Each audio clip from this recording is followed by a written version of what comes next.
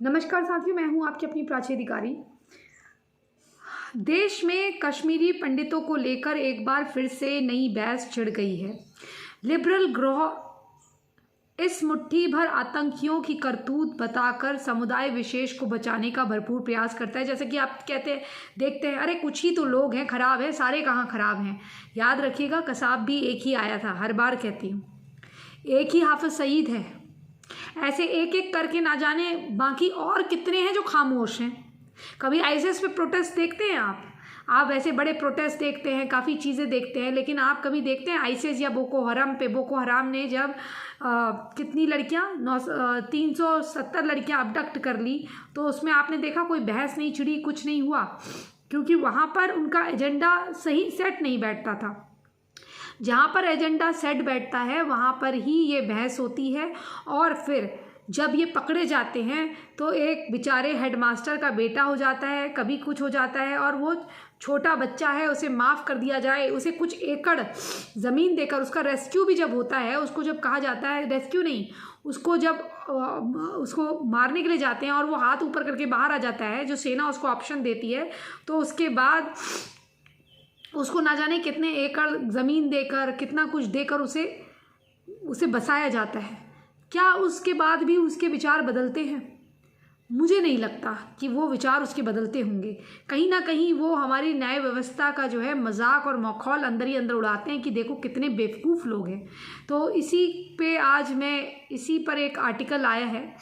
एक लड़का जब अपनी माँ के साथ 23 साल बाद कश्मीर वापस गया, तो वो जब अपनी पड़ोसन से मिली और वो फूट फूट के रोई, उन्हें गले लगाया, तो बेटे को लगा अरे कितना मिस करा इन्होंने। जब वो बाहर आई, उन्होंने उसको क्या बताया और वो बताकर लड़का इतना अचंभित क्यों रह गया, और उसने ये बात कहाँ और किसको बताई, ये मैं आपको अब बताने जा रही हूँ। ये चीज़ों से आपको इनके अलतकिया का पता चलेगा कि इनसे बढ़कर कोई नहीं है, कितना तुम्हें चाहते हैं, लेकिन इनकी असलियत क्या होती है ये मैं भी जानती हूँ और ये कश्मीरी हिंदू भी जानते हैं, लेकिन कुछ को अभी भी अकल नहीं आई है। तो जबकि सच्चाई ये है कि कश्मीरी पंडितों को समुदाय विशेष ने कट्टरपंथियों ने घाटी से निकालकर बाहर कर दिया था।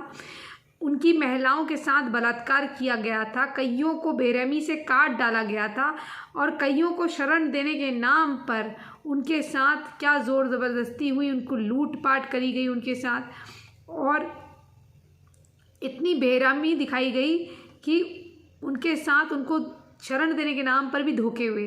और आज यह सवाल है कि सब कुछ लुटाकर पिछले 30 वर्षों से अपने ही देश में शरणार्थी बनकर रह रहे कश्मीरी पंडित कट्टरपंथियों से सॉरी क्यों बोल रहे हैं, सॉरी क्यों बोले। इस क्रम में आकाश नामक ट्विटर यूज़र ने एक घटना के बारे में बताया। यह घटना उस समय की है जब वो 2012 में अपनी माँ के साथ कश्मीर गए थे।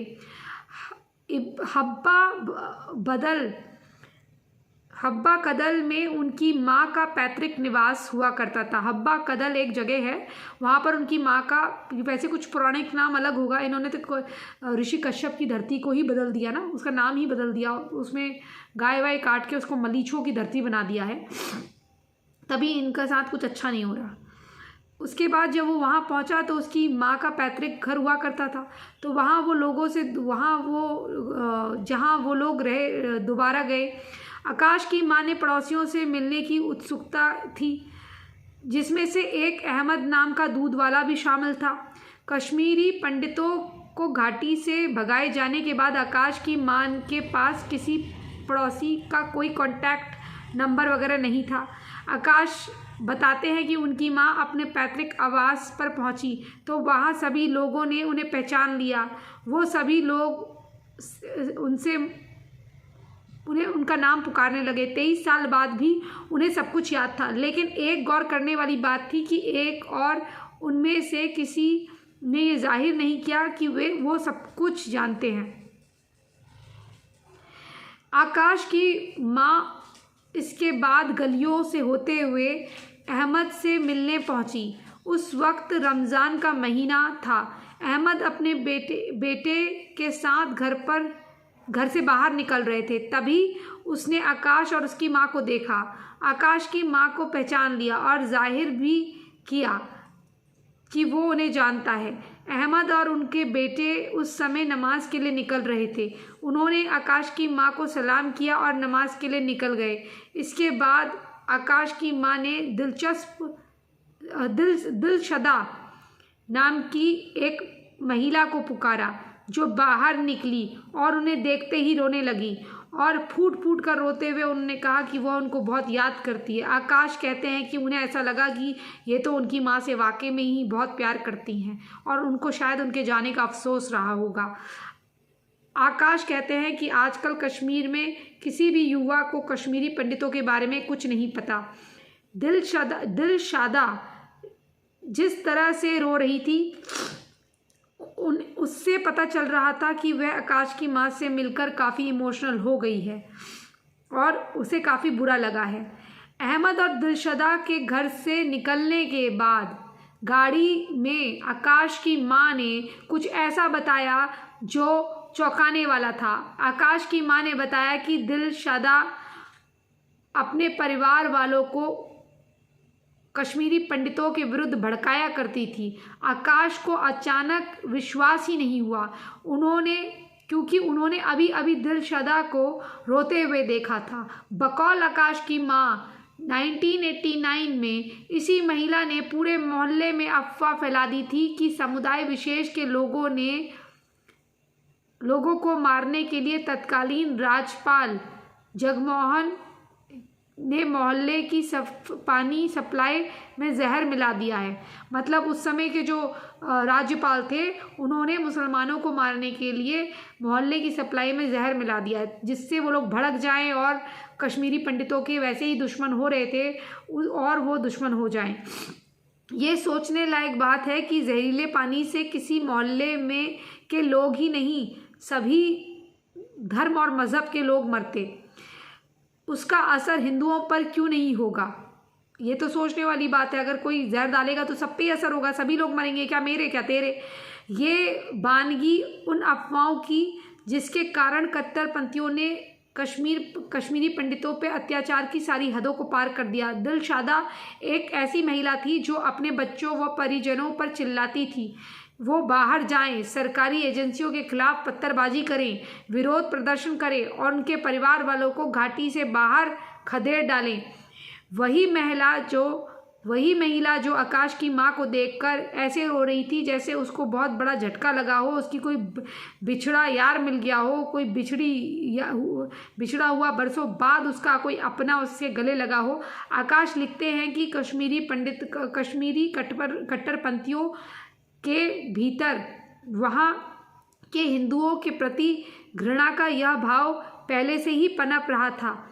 जब वो अपनी माँ के साथ दिल्ली लौट रहे थे तब श्रीनगर एयरपोर्ट पर उन्हें भूख लगी। तब उन्होंने पास के ही एक कैफ़े में जाकर सैंडविच ऑर्डर किया और 100 रुपये दिए। वहाँ लोगों ने उनकी तरफ अजीब नज़रों से घूरा क्योंकि वो रमज़ान का महीना था और उस दिन वे लोग रोज़े में थे। बावजूद इसके कि आकाश ने स्थानीय भाषा का प्रयोग करा, उस कैफ़े वाले ने कहा कि कश्मीरी कट्टरपंथियों की सोच के बारे में वह बहुत कुछ कहता है।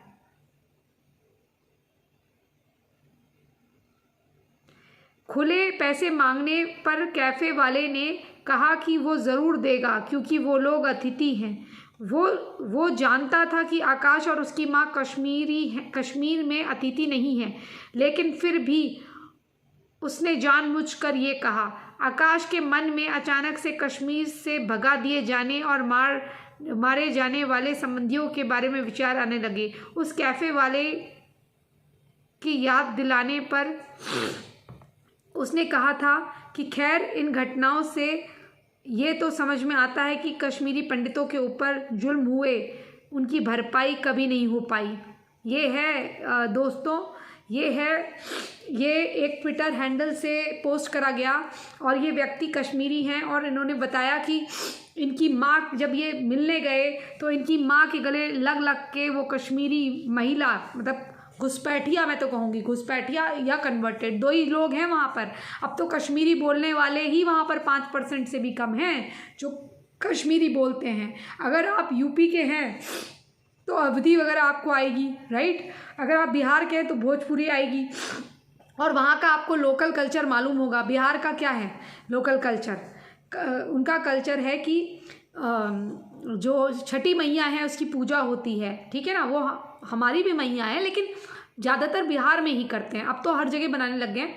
वैसे ही यूपी का एक अपना कल्चर है, अलग ही है, थोड़ा मतलब मिलता जुलता है, लेकिन एक अपनी कल्चर होती है। हर प्रदेश का, पूरे राष्ट्र का मिला जुला के कल्चर होता है।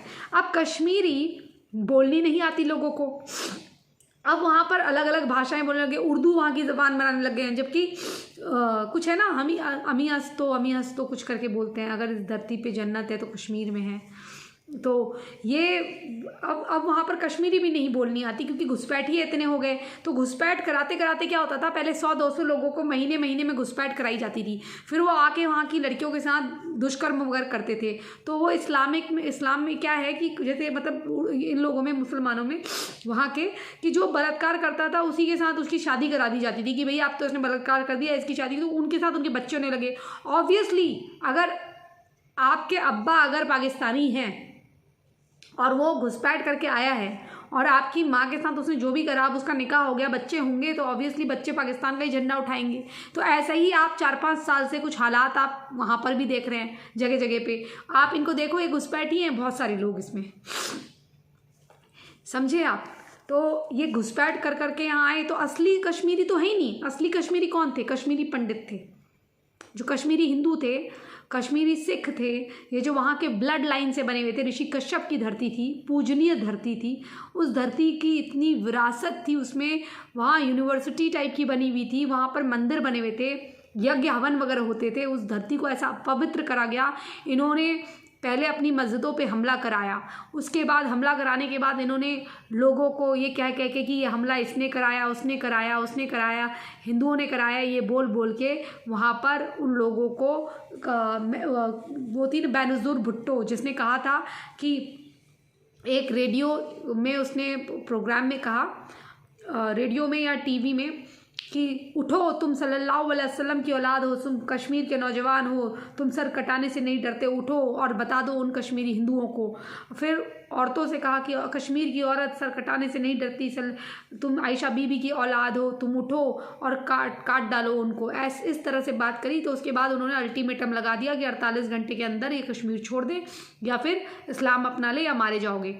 उसके बाद क्या हुआ, एक कोई जज थे, उनकी नीचे गोली मार के हत्या करी गई। फिर एक से कहा भाभी ज़रा भैया को बाहर भेजो, बाहर भेजा। बाद में उससे कहा कि कहाँ गए तुम्हारे भैया, तो कहते झेलम में डाल रखा है। तो और ऐसे ही एक महिला का पति जो राइस कंटेनर में छुपा हुआ था, राइस के वो लोग बनाए रहते हैं ना, उसमें छुपा हुआ था। तो पड़ोस की महिला ने, जब वो जा रहे थे उनको नहीं मिला वो व्यक्ति, तो पड़ोस की महिला ने करके बुलाया और कहा कि वहाँ छुपा है, ऊपर जाके देखो, तुमने छत में देखा? छत में गए, वहाँ पर वो उसको उसी के अंदर गोलियों से भून दिया और उसके बाद उसकी पत्नी को वही चावल खाने को कहा। और बाद में 400-500 लोगों ने उस महिला के साथ बलात्कार करा और उसको आरा मशीन में ले जाके ऐसे काट दिया। तो ये तो इनका दीन है जो इनको इतना अच्छी बातें सिखाता है। और इन बातों को बोलना भी गुनाह है, क्योंकि सच्चाई आप बोलेंगे तो आपको सेंसर करा जाएगा। तो सच्चाई बोलने पर पाबंदी है, क्योंकि इन्हीं के कुछ घुसपैठिया यहाँ बैठे हुए हैं और इसके लिए फिर हमें अदालत के दरवाजे खटखटाने पड़ते हैं ऐसी चीज़ों के लिए, सच्चाई बताने के लिए। अब आप बताइए क्या करा जाए। तो भारत सरकार को चाहिए अब कि भाई पहले तो देखे कि किस किस संस्था में कौन कौन लोग काम कर रहे हैं, और ये जो प्रतिबंध लगाए जाते हैं सच्चाई बोलने पर, ये कौन लोग लगा रहे हैं और कौन उस वक्त ड्यूटी पे मौजूद था जिसने ये सच्चाई बताने से रोका। अब आतंकवादी को आतंकवादी ना कहें, बलात्कारी को बलात्कारी ना कहें, तो क्या कहें हम? केवल मरने के लिए रहें? चलिए दोस्तों, आप क्या सोचते हैं? इस घटना को सुनकर मुझे बहुत दुख हुआ, लेकिन कोई आश्चर्य नहीं हुआ। अलतकिया तो भैया ब्लड में है, गद्दारी और बेईमानी। अपने लोगों के साथ जो बेईमान है वो तुम्हारे साथ क्या बेईमान नहीं होगा? जिनकी बुक में सब कुछ लिखा है, एक चोरी हराम, एक चोरी हलाल। मुसलमानों की हो तो मुसलमानों की चोरी करोगे तो वो हराम होगी, और काफिरों के साथ करोगे तो वो माल गनीमत होगा। ठीक है ना। तो दोस्तों ये थी घटना।